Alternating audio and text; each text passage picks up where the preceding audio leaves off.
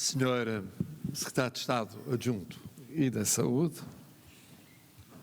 Senhor Vice-Reitor da Universidade Nova de Lisboa e nosso anfitrião, e que bem que me sinto aqui, recordando os anos em que ensinei nesta universidade, Senhor Bastonário da Ordem dos Médicos,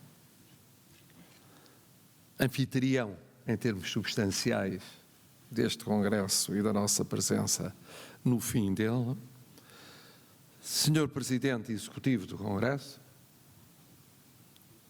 que merece o encómio pelo sucesso que ele representou, Senhora Diretora-Geral, Senhores antigos bastonários, Senhores representantes das várias ordens ligadas a um setor que é um setor vital da sociedade portuguesa, senhores dirigentes sindicais, senhores professores e queridos colegas, excelências, minhas senhoras, meus senhores.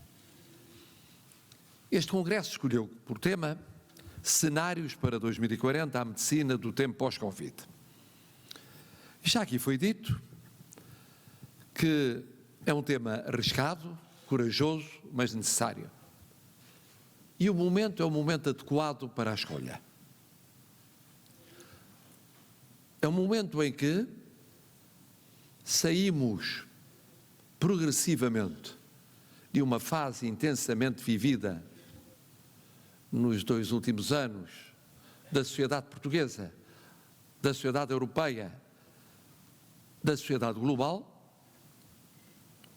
que permitiu, nomeadamente, atestar a excelência dos médicos, e em particular dos médicos portugueses, e quem sou eu para contestar o que disse o Sr. Bastonário, muito bem, os melhores do mundo, sem ofensa para outros que aqui estão presentes e que naturalmente merecem o mesmo louvor, mas testando também a qualidade genérica dos profissionais da saúde. Para além dos médicos, todos os profissionais da saúde. Testando a maturidade dos portugueses, a capacidade de adesão dos portugueses, não foi num momento, num período longo da sua vivência coletiva. Pois este é um instante, penso eu, para olharmos para o longo prazo, para olharmos também para o curto prazo e, sobretudo, para percebermos que se abre uma oportunidade única no domínio da saúde. Abre-se uma oportunidade que poderemos ganhar ou perder, veremos isso daqui por uns anos, de um novo começo no domínio da saúde. É uma oportunidade que decorre do período vivido, da análise do período vivido, das lições recolhidas desse período vivido, da participação dos portugueses, do empenho dos portugueses, da solidariedade dos portugueses e da excelência a vários títulos, única dos médicos e demais profissionais da saúde. Sendo assim uma oportunidade única, vale a pena fazer algumas reflexões sobre ela. A primeira reflexão é uma reflexão sobre o cenário, ou se quiser, o horizonte escolhido de 2040. Estamos a menos de 18 anos de 2040. É um piscar de olho. Parece uma eternidade, mas é amanhã ou depois da manhã. E por isso vale a pena olhar para tendências que provavelmente se projetarão no futuro. E podemos já dizê-lo, a globalização, sem dúvida, vimos-lo com a pandemia. A transversalidade da saúde, transversal relativamente a todos os setores da sociedade e a todas as políticas públicas. Não há nenhuma política, nem nenhum setor que não seja tocado pela saúde, ou que não respeite a saúde. Terceiro lugar, a complexificação daquilo que é a saúde que conhecíamos ainda há 10, 20, 30 anos, a conhecemos hoje, no futuro de 2040 ou 2050. O papel fundamental das pessoas como centro em toda a abordagem da saúde. A relevância crescente daquilo que é prevenir, que é antecipar, que é afirmar a componente da saúde que não seja a resposta a posteriori aos problemas da saúde. Isso passa pela igualdade, pela superação da pobreza, pelo enfrentamento das desigualdades existentes e discriminações de toda a natureza. Passa pela qualidade de vida que conseguirmos criar ou não criar nos portugueses, como nos europeus, como na humanidade como um todo. Não há fronteiras neste particular. E já não há muito tempo. Mas também é fácil de adivinhar, e aqui foi dito, a digitalização. A importância dos novos sistemas de conhecimento e de operar sobre o conhecimento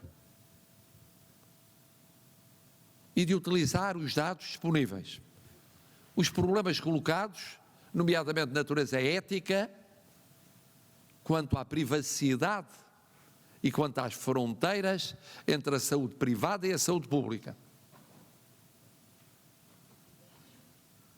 E digo a saúde privada e a saúde pública, não falo ainda da questão de áreas de prestação de cuidados de saúde, falo de dados privados ou da sua perspectiva privada, mas também da perspectiva da sua relevância pública. Tudo isso e muito mais é possível antecipar.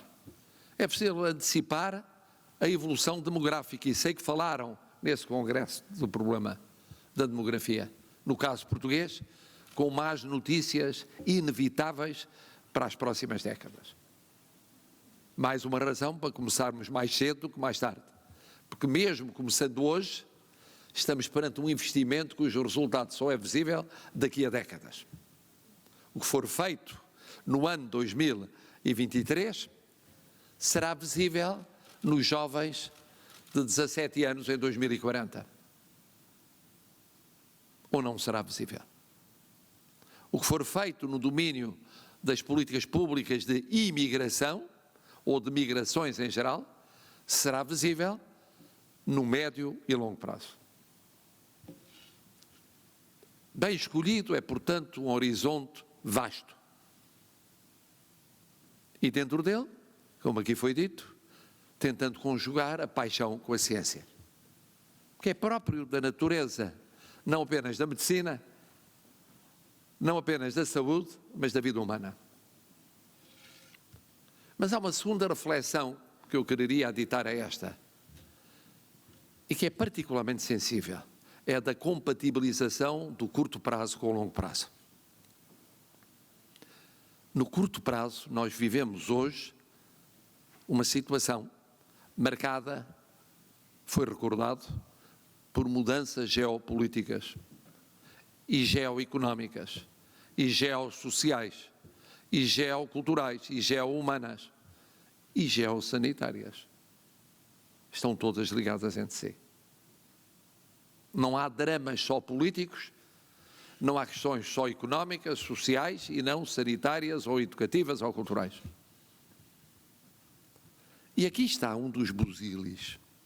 Como compatibilizar as premências de curto prazo com as apostas de longo prazo. Porque 2026 é curto prazo, já não é sequer médio prazo.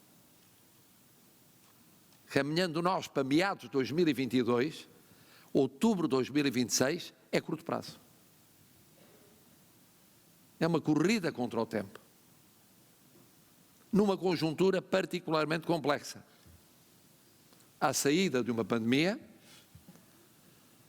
perante uma crise humanitária de uma dimensão apreciável e transformações globais, cujo alcance não é possível ainda determinar por completo.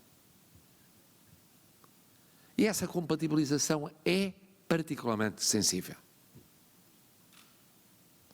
O que é que vai ser fundamental fazer de imediato? O que é que naquilo que se faz de imediato compromete ou não o que se pretende para o horizonte de longo prazo? Porque pode comprometer-se por ação ou omissão. Podem os objetivos de longo prazo ser os mais ambiciosos, que aquilo que se faz ou não se faz em 22, em 23, em 24, é essencial para pré-determinar o que nós encontraremos como cenário plausível em 2040. E ligada a esta reflexão, uma outra, que é a visão de conjunto. Não é possível separar a saúde de tudo o resto. Não é possível dividir a saúde em parcelas que representem cada uma de per si uma visão que esgote a realidade global da saúde. É fácil enumerar. É fácil enumerar, fazer um rol das necessidades e o rol das exigências. Mais difícil é integrar num conjunto sistemático lógico. É isso uma política de saúde. Uma política de saúde não é um somatório de medidas de saúde. É uma visão global sobre a saúde. É, como disse o Sr. Secretário de Estado, a definição de prioridades. Mas é o ter a certeza de que essas prioridades vão sendo prosseguidas com uma compatibilização não apenas entre o curto e o longo prazo, mas no curto prazo e a olhar para o longo prazo, entre elas. Porque há escolhas que têm efeitos contraditórios relativamente às várias prioridades. Porque os bens são raros, porque o tempo é raro, porque se corre contra um tempo que é raro e porque se dispõe de bens raros. E essa é a dificuldade da governação na saúde em qualquer país do mundo, da cooperação internacional no domínio da saúde, à escala europeia como à escala mundial. É essa a dificuldade. Em cada momento dispor de instrumentos que permitam aferir a lógica global de cada medida, além da lógica temporal da sua compatibilização com o que se pretende para uma meta pré-determinada. Isto aplica-se a Portugal, mas aplica-se a todos os demais Estados, a todas as demais políticas, a todas as demais sociedades. E com esta vem outra reflexão. É que para que seja possível compatibilizar o curto com o longo prazo, para que seja possível compatibilizar cada medida com a lógica global do sistema, é fundamental que o sistema que gera o conjunto seja um sistema, ele próprio, capaz de prosseguir estes objetivos. E essa é uma escolha fundamental. Eu sinto que é uma escolha que atravessa a preocupação de todos os responsáveis em todos os países do mundo. Como gerir um sistema nacional de saúde e, em particular, um sistema público de saúde. Como geri-lo? Como geri-lo? A fórmula clássica sabemos. Era a fórmula de existir um Estado e esse Estado, essencialmente centralizado e mais concentrado nos casos, mais centralizado e desconcentrado noutros, conforme as tradições. A romana ou germânica, a europeia continental era uma, a anglo-saxónica diferente. Mas o grande desafio vai ser o de analisar, escolher e ir verificando da bondade da solução escolhida para gerir o sistema.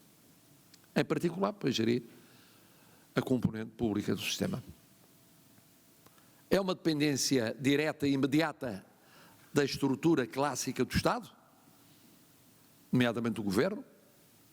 É uma realidade anglo-saxónica com independência, com distanciamento maior ou menor, ou com alguma autonomia. E depois há formas de compromisso. Uma direção executiva, como primeiro passo, unidade de missão com autonomia crescente. Há vários caminhos, ensaiados por várias sociedades. É um problema que não pode ser omitido. Porque também não é muito fácil, a meio do caminho, estar a mudar de modelo de gestão. Se não provar, é possível mudá-lo. Fica o tempo perdido, entretanto. Uma outra reflexão, que essa decorreu daquilo que ouvi aqui ao Sr. Secretário de Estado Adjunto e da Saúde, e ao Sr. Bastonário, e eu queria cumprimentar um e outro, o Sr. Secretário de Estado, porque foi claro o desejo do Governo de começar a nova legislatura num clima de diálogo e de abertura aos parceiros da saúde. Isso é importante porque é um bom começo de vida, é um bom passo dado no início da legislatura. Da parte do Sr. Bastonário, porque disse da disponibilidade da Ordem para essa abertura e para esse passo dado. Mas mais do que isso, ao ouvir aquilo que foi dito por um e por outro, eu cheguei à conclusão, a que aliás já tinha chegado ao ler o programa do Governo, é de que em 80%, não sei se 90%, 75%, daquilo que integra o programa do Governo não é difícil de encontrar em termos de diagnóstico e de pistas genéricas de solução, caminho para diálogo e para entendimento. Não é. Haverá naturalmente pontos em que isso não é assim.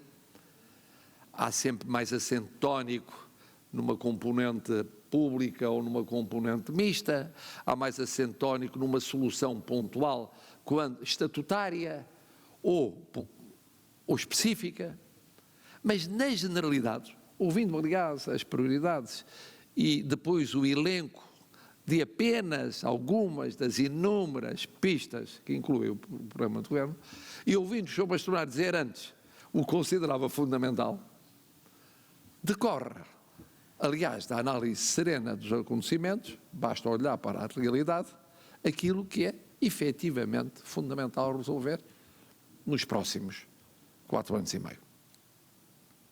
E eu pergunto-me se isto não é uma hipótese única para o tal novo começo. Eu falei, noutros tempos, num pacto de saúde,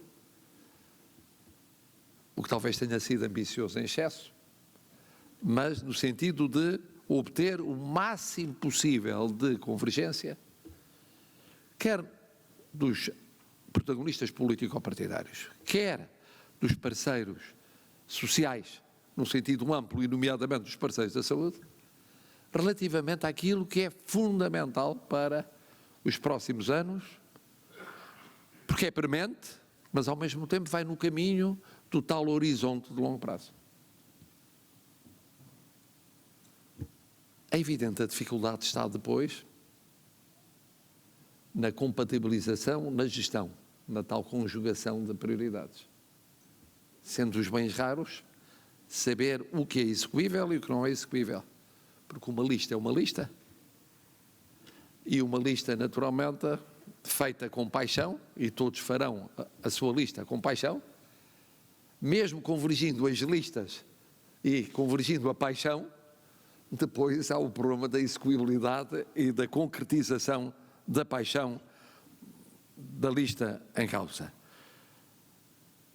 Mas sinceramente vos digo que fiquei com a sensação de que num domínio que muitas vezes foi visto como muito doutrinário ou ideológico, era mesmo talvez o último domínio doutrinário e ideológico que restava mais do que o da educação, mais do que o da economia, mais do que até o da segurança social.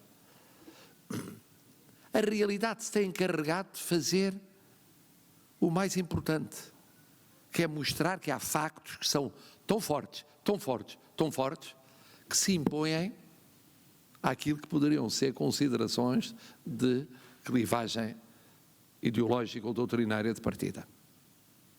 Será que é assim? Eu espero bem que seja. Era muito bom sinal. Era sinal que o tal curto prazo até 26 representava uma oportunidade de ganha e não uma oportunidade perdida.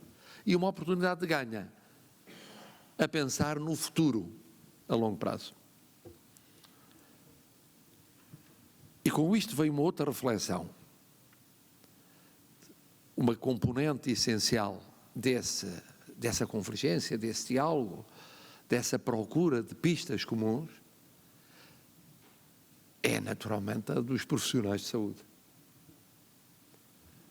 E aí, essa componente, disse o Sr. Secretário de Estado, tinha dito antes o bastonário, implica uma coisa fundamental. Não apenas o reconhecimento que existe na sociedade portuguesa do seu mérito, da sua coragem, da sua competência, da sua dedicação, mais uma vez atestada na pandemia, mas atestada inúmeras vezes em múltiplas circunstâncias, mas a criação de condições de contexto que propiciem o papel fundamental dessa componente. Eu senti isso muitas vezes como professor, que era muito importante, obviamente, a gratidão dos antigos alunos e a gratidão dos pais dos antigos alunos e a gratidão do contexto envolvente. Mas não deixava de ser importante haver gestos, uns estatutários, outros de carreira, outros de compreensão da vivência concreta, para que essa alegria, esse reconhecimento se traduzissem na vida de todos nós trabalhando na academia ou trabalhando na educação. Eu penso que na saúde não deve ser diferente. Deve ser exatamente o mesmo. E esta é uma nova oportunidade. Disse o Sr. Bastonário e confirmou o Sr. Secretário de Estado.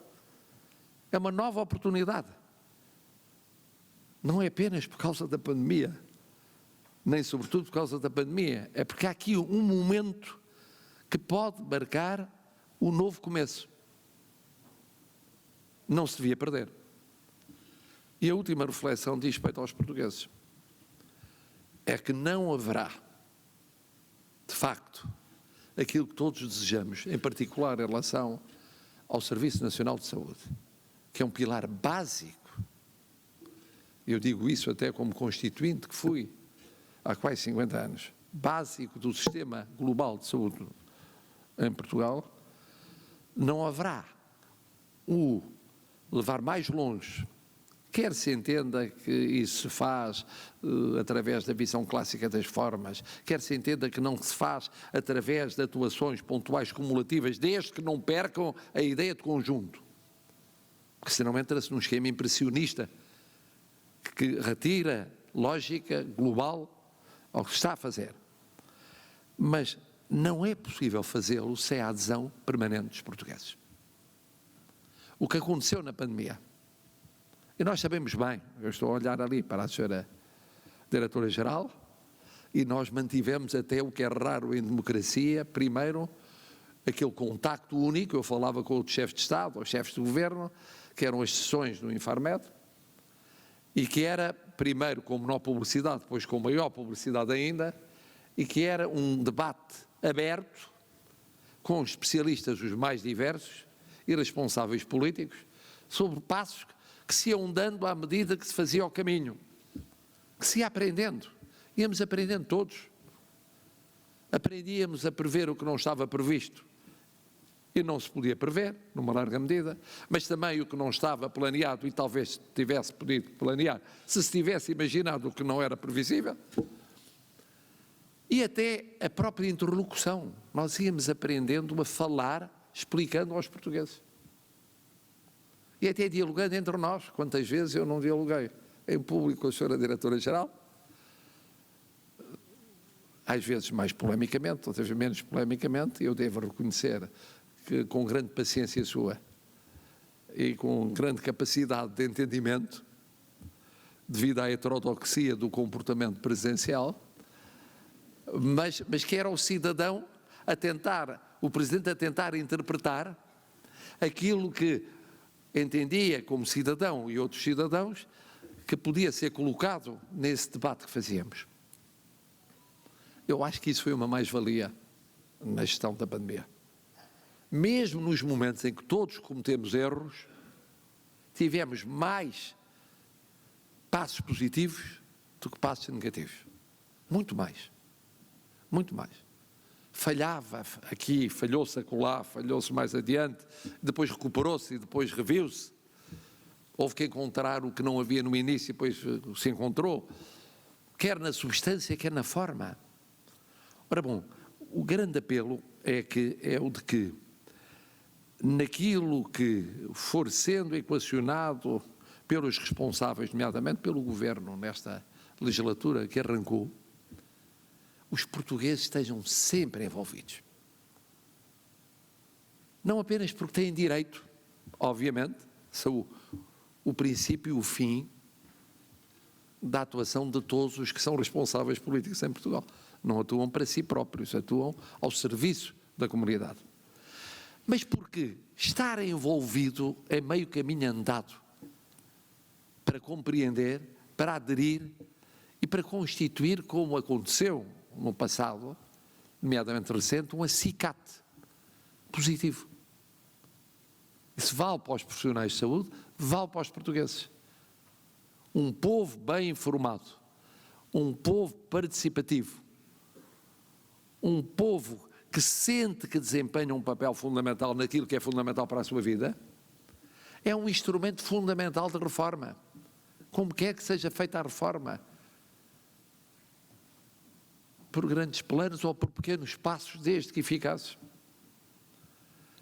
E estas reflexões foram as reflexões que eu fiz à medida que lia o programa do Governo, ontem, e hoje ouvia as intervenções riquíssimas dos que aqui falaram, e acompanhava o efeito positivo, muito, muito positivo deste Congresso, meio presencial, meio digital,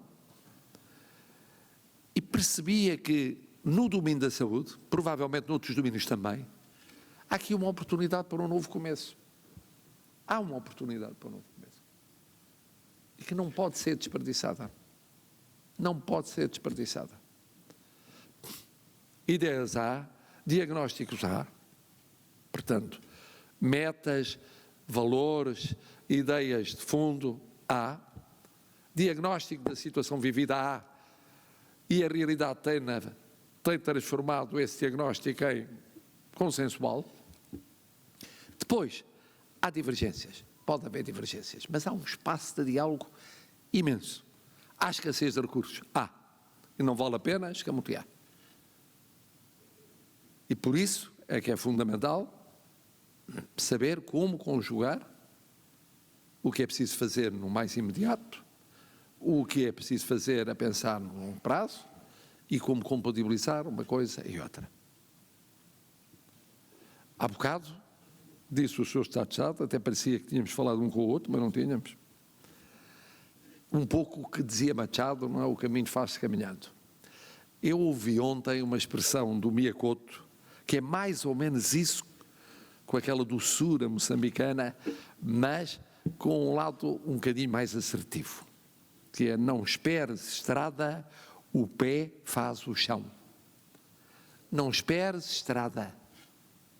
Se ficamos à espera da tal estrada que o pé faz o chão, que é não só que caminhando se vai fazendo o que é preciso para ir ajustando o caminho à realidade, mas é mais do que isso. Na dúvida, o pé que avance, porque ele próprio faz o chão. É o que precisamos agora, todos em Portugal, Temos-lo feito várias vezes no passado, mas agora precisamos ainda mais para o futuro também na saúde. Não esperar a estrada, com os nossos pés, fazer o chão.